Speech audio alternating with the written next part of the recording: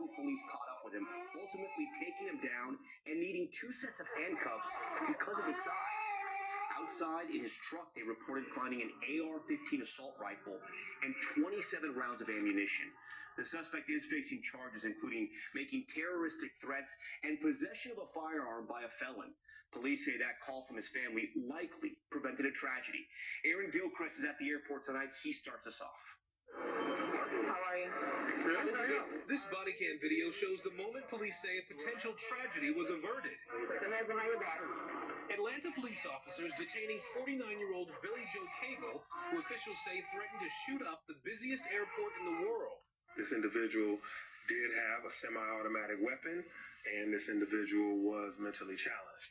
And when you have those combinations together, it can turn out to be deadly. Surveillance video shows Cagle parking his pickup truck right outside Hartsfield-Jackson Airport's South Terminal shortly before 9:30 this morning. Once inside, he's seen walking right up to a TSA checkpoint. He seemed to be very interested in the TSA check-in area, which you can see was heavily crowded with travelers.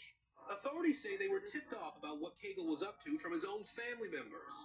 Cartersville Police Department was alerted by the family of Mr. Cagle that he was streaming on social media, that he was headed to the airport, in their words, to shoot it up.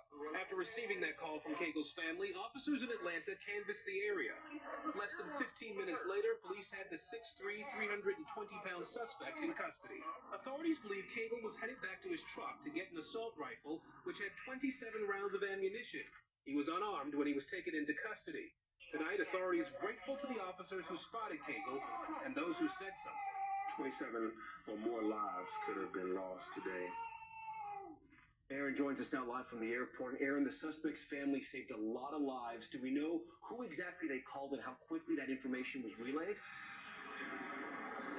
Well, investigators, Tom, say that Cagle's family reached out to Cartersville police about 50 miles away from here where Cagle lives. They relayed the information from the family along with a photo to Atlanta police within minutes of getting that call, as we understand it. Right now, Cagle is facing several charges, including terroristic threats and possession of a firearm by a convicted felon.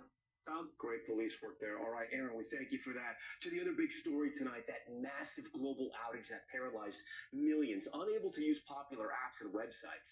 It hit everything from airlines to banks to some businesses. They had to resort to pen and paper. Here's Brian Chung. From United Airlines to Apple to Slack, a long list of companies all going dark for periods of time today amid a massive worldwide outage. Canva is down. Adobe Express is also experiencing some problems. A global debacle traced back to one company, Amazon.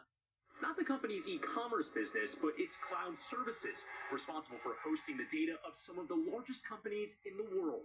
From Snapchat, guys, what is going on with Snapchat? To Venmo. Money is in there, but Venmo is down. Students left in the dark as classroom software went down. Small businesses like the True Grit Cafe in Colorado having to take it back to pen and paper to take orders. We're taking handwritten credit card information down and hope that we don't transpose the numbers that way. Worry that this is going to impact at least your bottom line for sales today? Absolutely. It even impacted Amazon's own e-commerce site. When we put all of our eggs in a few very large baskets, we have the potential for something like today's outage to happen. The trouble began overnight, with Amazon acknowledging increased error rates.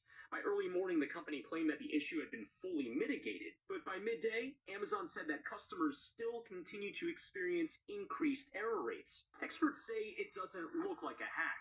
When the source is quickly and easily discovered, it usually points to an accident or a misconfiguration rather than some type of attack. Brian joins us now live in studio. Brian, when people think Amazon, they think shopping. They know it's massive, but AWS is also huge. Yeah, and by the way, Amazon does say that they expect to have this issue with a full recovery this evening. Down Detector is a site that actually tracks how many issues there might be on a given website, and they say that there were 11 million plus reports, in addition to over 2,500 companies that were impacted. So the question of scale, it shows that combined with that Microsoft CrowdStrike issue you remember last year, it just shows how fragile this global IT system is. All right, Brian Chung on this tonight. Brian, we thank you for that. Now to the urgent investigation after a suspicious hunting stand was found in view of the tarmac where President Trump's plane lands in South Florida. Gabe Gutierrez joins us now, and Gabe, the FBI says they're working quickly to find out more information.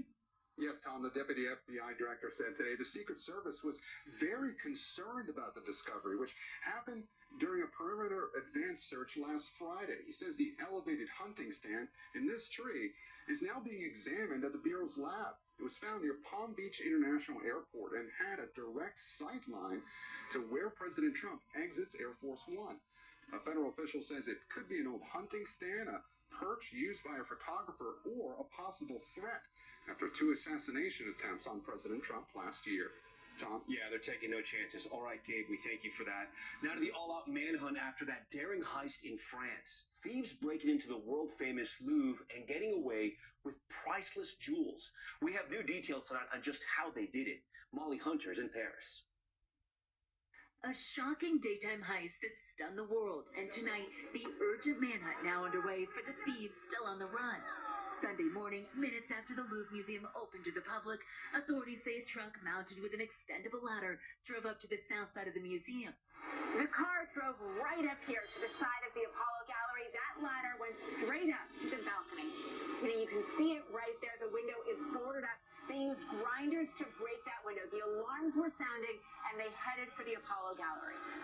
At 9:34 a.m., 2 thieves entered the Apollo Gallery, inside for just 4 minutes, according to the prosecutor's office. In this video, widely published in French media, you can see one of them wearing a high-vis vest.